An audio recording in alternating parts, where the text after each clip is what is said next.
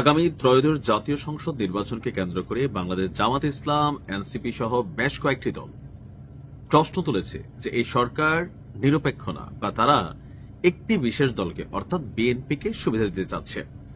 তো এ নিয়ে ইউরোপীয় ইউনিয়নের মতন যেই সংগঠনগুলো আছে সেখানেও বিচার দেওয়া হয়েছে।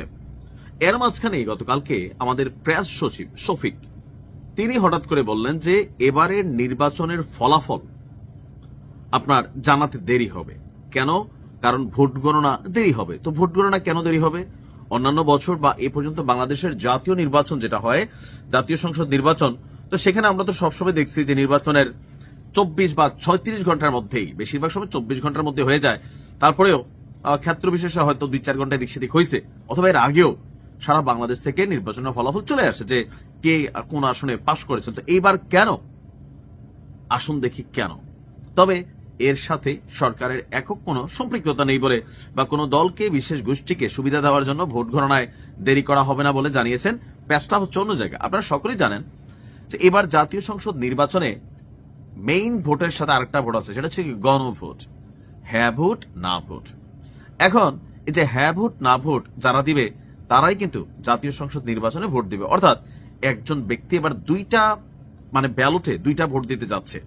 তো সেই ক্ষেত্রে ভোটের সংখ্যা হয়ে যাচ্ছে কি দ্বিগুণ। অর্থাৎ অন্যান্য বছর যদি কথার কথা ধরেন বাংলাদেশে জাতীয় সংসদ নির্বাচন হয়েছে, তখন সেখানে যদি 10 কোটি ভোট পড়ছে, এবার পড়বে 20 কোটি। একই ব্যক্তি দুইটা ভোট দেওয়ায় ভোটের সংখ্যা বেড়ে যাবে।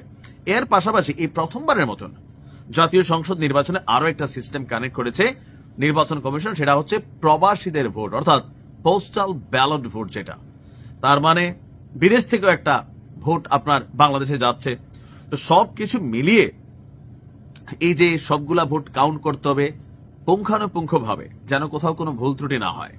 সো একের জায়গায় এটা হয়ে যাচ্ছে আড়াই।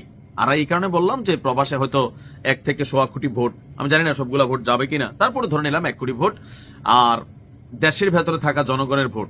তো সব মিলিয়ে বিগত সময়গুলোর তুলনায় সরকারকে এবার 1.25 গুণ বা 2.5 গুণ বেশি ভোট কাউন্টিং করতে পারে। এতে সময়টা আপনার লম্বা হবে। আর সেই জন্যই প্রেস সচিব শফিক বলছেন যে এই বছর অনেক কিছু নতুন নতুন পদক্ষেপ নেওয়া হচ্ছে।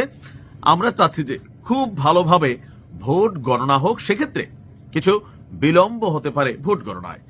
আর যেহেতু এই বছর আপনার এখানে নতুন অনেক পদ্ধতি কানেক্টেড করা হয়েছে, সেই জন্য সরকার আগে থেকে জানিয়ে রাখতেছে। কেন? যেন কোনো প্রকার গুজব, রিউমার, গসিপ ছড়িয়ে না পড়ে যে দেখো সরকার তো পাতানো নির্বাচন। আসিফ মাহমুদ তো বলছিল যে সরকারের ভিতরে ভেজাল আছে, এটা পাতানো নির্বাচনের আশঙ্কা করতেছে এনসিপি। এই কারণে নির্বাচনে যাবে না, যে সরকার বা নির্বাচন কমিশন তারা বিএনপি ঘেঁষা। জামাতও কিন্তু বলতেছিল এখন নির্বাচনে ভোট গণনা দেরি হলে জামাত এবং এনসিপি নেতাকর্মীরা যেন রাস্তায় না নামে অথবা সরকারকে চাপ প্রয়োগ না করে। সেজন্য সরকার আগে থেকে জানিয়ে দিয়েছেন যেন ভোটের দিন বা ওই দিন রাত্রে বা পরের দিন দেশ জুড়ে কোনো অস্থিতিশীল পরিবেশ তৈরি না হয়।